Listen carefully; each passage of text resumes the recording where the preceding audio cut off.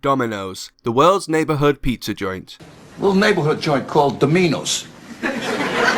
Almost regardless of where you are or language you speak, you're now never far from a seemingly empty Domino's location. Like a scene from The Shining, you're tightly clutching a 2-for-1 coupon under the dim spotlights. You nervously call for attention, now wishing you had used the app like everyone else. Who goes into a Domino's? You mumble to yourself. Somebody arrives to take your order, followed by the hastened footsteps of a purposeful delivery driver, adorned with a large insulated bag. The smell of melted cheese on cardboard, although to be fair, the recipe has been much improved of late. You now start to worry if ordering 2-for-1 was such a good idea. How Domino's Pizza came to be the world's largest pizza chain, if you're going by sales, isn't a tale of Italian heritage. Pizza aside, of course. Domino's was started by brothers James and Tom Monahan in 1960 in Ypsilanti, Michigan. They purchased a pizza store called Dominic's, putting $500 down and borrowed a further $900. And with a 15-minute lesson on how to make pizzas from Dominic, they were now in the pizza business game. But the reality of working in this business would soon become apparent. The idea was that the brothers would split the working hours between them. James was still working full-time as a mailman and soon became a little despondent with the idea of working both jobs. He realized that one job had to go, so 8 months later, James told his brother he wanted out of the pizza business. In case you're thinking that in hindsight that was a poor move, Tom bought out James's share in the business with the Volkswagen Beetle that they use for deliveries. A pretty shrewd move given what a good example 59 VW Beetle would fetch today. It's worth mentioning that the brothers had a pretty rough childhood. As young children, their father died on Christmas Eve one year, and their mother was unable to cope with raising them and sent them off to an orphanage, followed by various foster homes. Now imagine your brother takes your idea and becomes a billionaire, putting Domino's pizzas all along your postal route, and your wife is at home smashing up your Volkswagen in the garage with a baseball bat. It's going to sting. Tom Monahan did deliver eventually, however, not without a few teething problems along the way. One problem that Monahan encountered early on, and one that it seems is fairly common, is that while the business was busy, he wasn't making any money. One Sunday evening, Monahan recalled, half of his team didn't turn up. Sundays were the busiest night of the week because the colleges didn't serve meals on Sundays, and so being on campus meant he could take advantage of that. Not having enough staff that night forced a decision, and one that was probably a pivotal turning point for Monahan at the time. Faced with having to close due to a lack of staff, someone suggested reducing the menu. At the time they were serving 5 pizza sizes, including a 6-inch pizza, which amounted to most of the sales, but a 6-inch pizza would take just as much time to prepare and deliver but cost less to buy. So the 6-inch pizza was dropped, and even though it wasn't that busy that night, they made 50% more money. Seizing on this, the next item to go was the 9-inch pizza. Bearing in mind this was the early days for this kind of business model, especially with pizza. It is now an industry fundamental to keep the options and menu simple from an operational standpoint. So with this new menu format, money started coming in, and with 3 locations, the company needed a new name. Dominic's was out, and Domino's was in, a name suggested by a delivery driver at the time. Domino's logo featured 3 dots, although the dots were intended to be added to every time a new store was open. A big part of the success of Domino's today is down to the franchising model. Much like Subway, it is the franchise system that has launched the company to within 2 doors of just about every house in the Western Hemisphere. However, all franchise systems are not equal. In the late 1960s, Monahan attended a franchising seminar at Boston College. In attendance was Ray Kroc of McDonald's and John Brown of KFC, to name but a few. Monahan recalls, them both travelling by Learjet and having Rolls Royces waiting outside. That'll catch a guy's attention. He knew his current business model was just as good as theirs. He just didn't have the number of stores. The fact that the stores were selling 3,000 pizzas each gave Monahan hope. After sticking to these restaurant titans like a silver shadow, one thing became clear. Domino's needed to go public, or that was the thinking at least. The advice given was that Domino's, in order to go public, was to become a little more sophisticated in its operation, to start hiring professionals, get a computer, buy a pencil case, that kind of thing. But most importantly, to grow. In 1969, Domino's went from 12 stores to 44 in just 10 months. There was franchisees that had opened stores and were not doing any business. They were unable to pay for the food that was being delivered, and of course, no royalties. This race to expand turned sour rather quickly. The bank would take over 51% of Domino's. Banks are not known for pizza making skills, though this was a disaster. With nothing that Monahan could do, the cutting began. Prices were raised, franchisees exploited, and when a bank takes over in such a situation, the main objective is not long-term brand building, but rather a short to medium-term asset recovery. What followed was a legal fight from franchisees. The company was in such a bad position by this point that the bank handed the company back to Monahan. Last time he got the full ownership of the company, it cost him a Volkswagen. This time, he was getting it for free. Sure, monstrous amounts of debt and franchisees shouting at him, but free nevertheless. With the coming years living day to day, repaying creditors and building back relations with franchisees, Domino's was back on track. And Domino's had its eye on delivery, a previously overlooked and underappreciated part of the dining industry, in addition to a close kinship with college campuses that was present from the beginning. One marketing campaign that drew a line in the sand that customers understood was the 30-minute guarantee. This was a bold move. Domino's was at this time pioneering the pizza delivery business. The 30-minute guarantee advertised to customers that if their delivery did not arrive within 30 minutes, their pizza was free. Nice and simple. Cue people cutting their lights off and hiding in the dark under the kitchen table to buy a few extra minutes. Like a fast-track law degree from the most prestigious university, there is nothing like free food to motivate the finest legal minds that suddenly hear the doorbell at the 31-minute mark. As a result, this campaign evolved. Much like the law does, the free pizza was out and now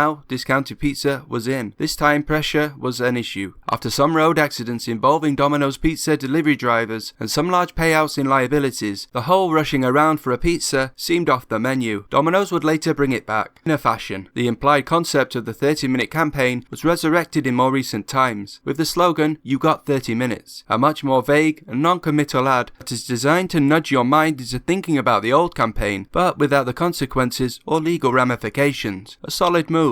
While I'm sure Domino's would rather avoid marketing campaigns that resulted in bad publicity, Avoid the Noid wasn't going to be it. Innocent enough animated character called Noid, developed in the 80s, not a great decade for the Domino's marketing department. Noid was a character that you might want to avoid. Unfortunately, a chap by the name of Kenneth Lamar Noid, with mental health issues, interpreted this as a personal attack and in 1989 walked into a Domino's store in Georgia holding the staff hostage. Mental health conditions are serious. Fortunately, the staff at the store were able to escape while Noid was eating a pizza, and to be fair, if you were him, you'd be annoyed too. In recent times, Domino's had to take a bold step in admitting that the quality of its food had slipped, something that more in the industry could learn from, rather than just denying the fact that the priorities had been focused in other areas, which happens. Domino's tore up the script and went back to basics, making pizzas. While obviously you could claim that this is a marketing exercise to admit fault and to encourage customers to come back, it is nevertheless a good move. Product quality had been compromised by cost-cutting, and overhaul was from the ground up, and would take into account customer feedback, new dough, new tomato sauce, cheese, you name it. The result looks like it was positive. Learning from this and maintaining this standard will be the next challenge. How the relationship would be between the Monahan brothers, given their respective journeys, is unclear. Money doesn't always equal happiness, so I'm told, although it does take the sting out of being poor. James Monahan would go on to work various jobs after being a mailman, including a security guard and an electrician. Tom Monahan, on the other hand, had a life of all the trappings of wealth, houses, cars, and even a baseball team, the Detroit Tigers. But in the end, he realized that possessions were meaningless. He sold Domino's to devote his life and money to philanthropy and Catholicism. Being a devout Catholic, there are plenty of lessons there it seems, and surely a motion picture at some point. If you find yourself, coupon in hand, in a situation that you feel you should avoid, or you didn't get that pay rise, there's always someone in a worse place than you, unless you are that person. That someone might have sold his shares in the largest pizza chain in the world for a Volkswagen Beetle. Put yourself in their shoes. You'd be annoyed too.